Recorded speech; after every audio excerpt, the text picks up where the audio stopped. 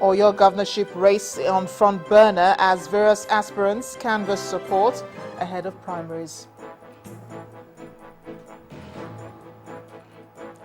Federal government clears first consultants Lagos after decontamination exercise.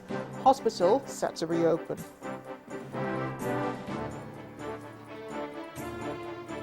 And a bomb blast kills 20 Islamist rebel chiefs in Syria. On business news tonight, the all-share index of the Nigerian equities markets falls below the 41,000 psychological line after key indicators shed weight.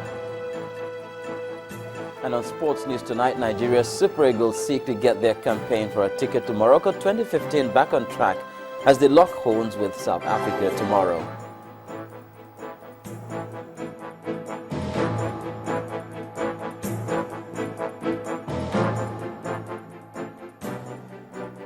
The federal government has confirmed that the Nigerian military is in firm control of Bama town in Borno State.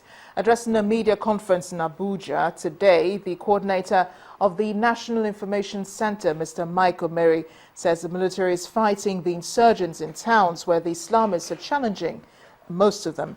Mike Omeri also urged Nigerians to desist from buying pre-registered SIM cards as well as used phones. While commending the efforts of the Nigerian military, we wish to note the renewed and effective military action in the fight against insurgency in the northeast region of our country.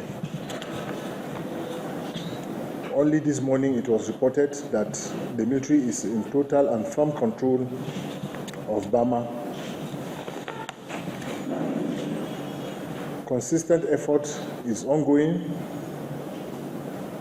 to ensure that firm control is taken of areas that are being challenged by insurgent actions. The government therefore calls on all Nigerians to support the effort of the Nigerian military by providing all worldwide information which will boost the current campaign to end insurgency in the region. We wish to call on all Nigerians to desist from purchasing used GSM phones and pre-registered SIM cards from uncertain sources, because such phones and SIM cards might have been used for terrorist and other untoward activities, and it could just be traced to you innocently. This caution has become necessary to save members of the public the embarrassment of being apprehended for criminal-related activities committed with the phones and SIM cards found in their possession. Coordinator of the National Information Center, Mr. Mike Omeri.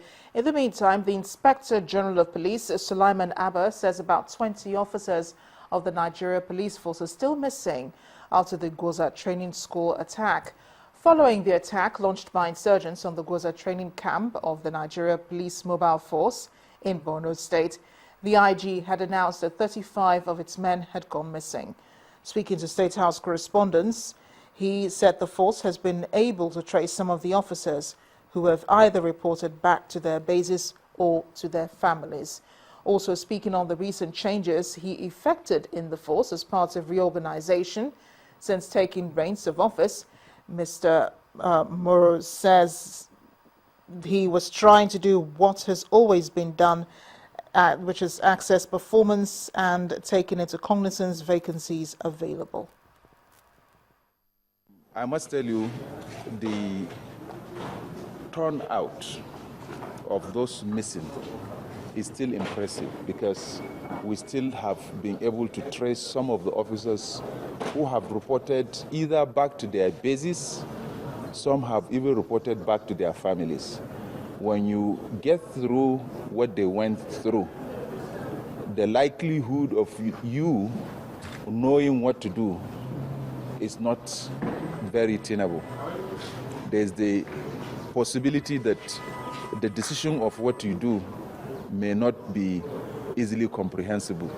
So some went back to their homes, and our concern is that once they are in safety, then we are satisfied, and the process of perhaps bringing them back to their units had already commenced. How many are still missing? Well, I must tell you, it's still less than, it's just about 20 now, but we are still concerned with every one of them, and unless we are able to account for each and every one of them, we will not relent in that effort of tracing all of them. The Inspector General of Police, Mr. Sulaiman Abba. The Chief of Air Staff, Air Marshal Adeshola Amosu, is optimistic that participants in the course 23 of the National Defense College would focus more on how best to conduct peace operations in the country and the rest of Africa. Air Marshal Amosu, who spoke at the inauguration of course 23 of the college, said the contribution and expertise of military officers are needed to stop the increasing wave of extremism and terrorism. Our correspondent Amaka Okafor reports. In line with military traditions, the Chief of the Air Staff, who was the guest of honor at the inauguration of Course 23 of the National Defense College, inspected the Guard of Honor. Done with that, the Sani Abacha Auditorium was the venue for the business of the day. The message by the military leadership for the participants, drawn from Nigeria and 11 other African countries, was for them to come up with solutions to the rising cases of extremism, not just in Nigeria, but all over the world. You are attending this course at a very critical time when our nation, our region, and indeed the international community are seeking solution to the rampant wave of extremism and terrorism that is threatening nations and world peace. I am therefore confident that while on this course, you will be able to prefer workable short-term and long-term solutions to the problem of terrorism and insurgency in our great country and Africa as a whole. Drawing lessons from the management of the Ebola virus disease in Nigeria, Air Marshal Omosun believes that the same united front can be applied to solve the country's national security problems. This unity of purpose can also be brought to bear in our fight against Boko Haram insurgency. How do we apply this unity? Focus on purpose of having a united front to fight Boko Haram. If we do that, the war will be tidied up earlier than expected. Meanwhile, the college administration says changes and improvements have been made at the college to meet the current realities in both internal and external peace support operations. The National Defense College has in the past contributed to the formulation of the National Defense Policy and the National Security Strategy. It is hoped that this batch of participants will take the advice of the Chief of the Air Staff and come up with the much-needed solution to insurgency in the country and beyond. Amaka Okafor, Channels Television News. The Minister of Interior, Abba Moro, says Nigeria will be making a robust presentation at the 69th session of the United Nations General Assembly on the issue of terrorism and control of small arms and light weapons. The minister said this in Abuja after attending the final interministerial meeting for the 69th session of the UNGA. He explained that government is not shying away from naming the sponsors and illegal importers of arms into the country. Terrorism, which specifically now deals with the internal security of Nigeria today, is a global affair, and a more global attitude has been developed. And Nigeria is part of that global development. And right now, like I said, the federal government set up a presidential committee on the control of small arms and light weapons. And the report of that certainly is incorporated here. And of course, the whole fight against terrorism, which occupies a very significant side event in the UNGA, will be attended by Nigeria. And Nigeria certainly, with first-hand knowledge of what is happening, experience of what is happening now, will make a robust presentation on the need for the global community to intervene urgently, not just in Nigeria, but wherever terrorism and insurgency is rearing its head. Nigeria is part of the global community that is governed by conventions on multilateral and bilateral relations. And so when it becomes necessary and appropriate, And when these parameters are defined, the federal government certainly will muster the courage to name the sponsors. But at the moment, it is work in progress, and expectedly, it will yield effective results. Minister of Interior, Mr. Abba Moro. Staying with security, Belarus says it's committed to cooperating with Nigeria in its fight against terrorism. The country's Minister of Foreign Affairs, Vladimir Makai, who is on a 3-day working visit to Nigeria, says his country supports the quest for peace and harmony in Nigeria. Unfortunately, Nigeria is among the countries that witness terrorism in daily life. We believe that terrorism,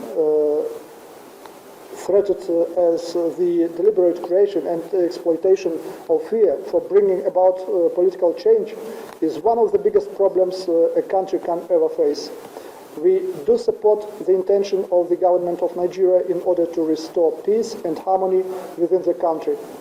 A lot has been done, and even more still coming in this respect.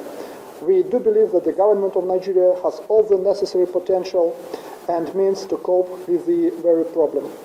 In this respect, we are ready to provide all possible cooperation, and we are already seeking to it, trying to activate the bilateral cooperation between the interior, military, and police forces of both countries. As I have already said, we are quite optimistic about the future. We treat Nigeria as the future base for Belarusian presence in the West African region, and do hope that Nigeria, in its turn, will use the geopolitical advantages of Belarus. The Belarusian Minister of Foreign Affairs, Vladimir Makai. In part 2 after the break, Kaduna State Governor puts smiles on the faces of pensioners by paying their gratuities. Please join us again.